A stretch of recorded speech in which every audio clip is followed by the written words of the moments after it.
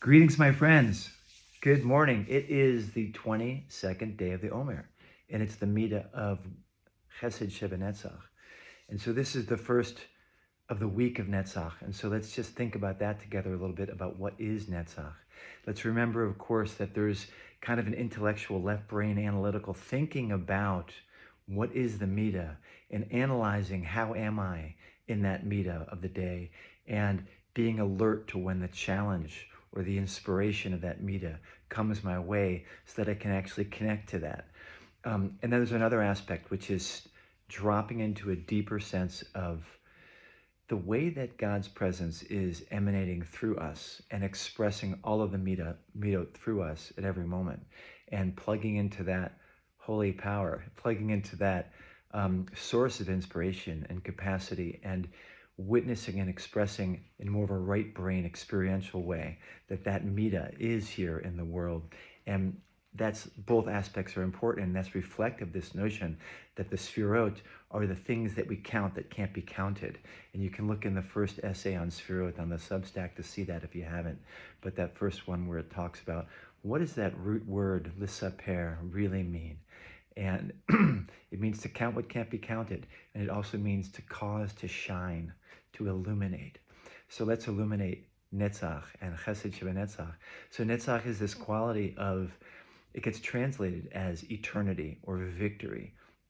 It gets understood in kind of a, like the Usfartim Lechem Matop Midvash, the kind of Haredi perspective on it, is it's overcoming the Yetzer Hara. The Yetzer Hara is that force of opposition to the expression of our higher principles and the expression of what we're really meant to be in the world. And in that aspect of culture, it's our ability to learn Torah and keep the mitzvot and actually do God's will. And so Netzach is the overcoming the opposition, the spiritual opposition that lives within us and beyond us. And if we think about it in our personal context in a more sort of expansive way, Netzach is the ability to be who we are in the world. It's values. It's the ability to express what is most true, that we know is most true and most important, and to overcome the internal and external obstacles to that. And so it's a week for reflecting on where are we in that inyan of being able to overcome the obstacles, to being the people we know we want to be as individuals, as families, as a collective. And that's nitzachon, that's nitzchiyut, it's eternity, that's leaving a legacy, that's building a world that's a good world that extends into the future. So Chesed Shebe Netzach. Chesed Shebe Netzach is when we plug into loving kindness as a power that completes or empowers our capacity to overcome the obstacles.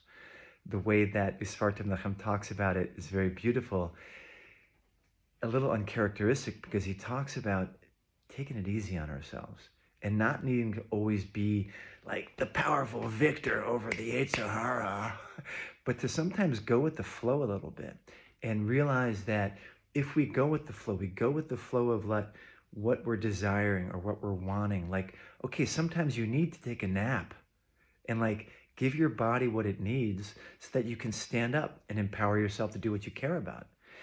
We talk a lot in the healing, especially in osteopathy, about the direction of ease. You know, somebody fell off a wall or something like that, and their shoulders just distorted, and there's protective responses and things are sort of stuck, and they have persistent pain. They've done all the right therapy, and it's like the therapy's like, well, stretch it. It's stuck, so stretch it. You know, it's like fight against it. And that's not this aspect of chesed, which is going with the direction of ease.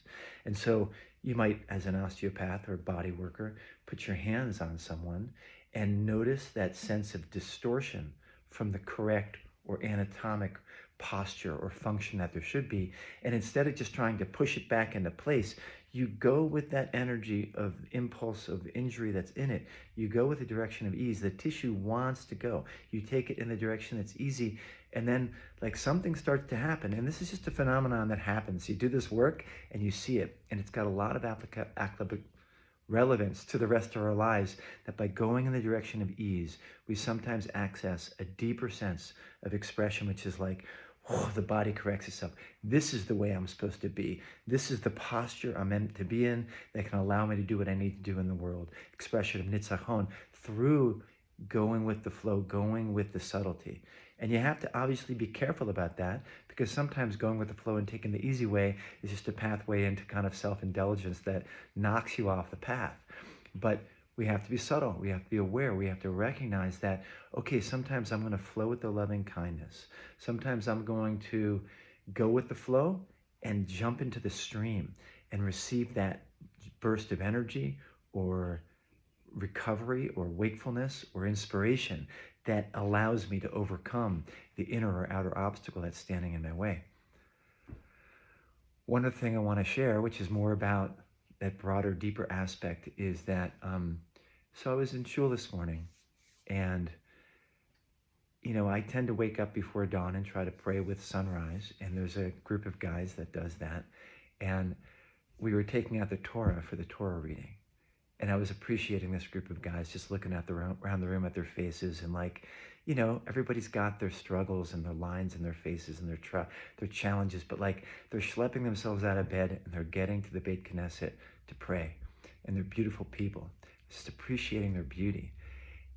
And then it was a Sephardi Torah. It was the standing up one, not the lying down one. So silver case, beautiful, opened up. We all sort of acknowledge the Torah, and he puts it down and starts reading it. And I'm hearing the song of the Torah. I'm hearing this beautiful, eternal song of the Torah that is sung every Monday, Thursday, Saturday, in shuls all over the world beyond space, in shuls for all time, since this has been our Masorah, our path. And the Torah is a song, and it's the kindness of God. It's the light of Hashem. Hashem created the world Bereshit, in the beginning, Bishvil Yisrael, that's what they say.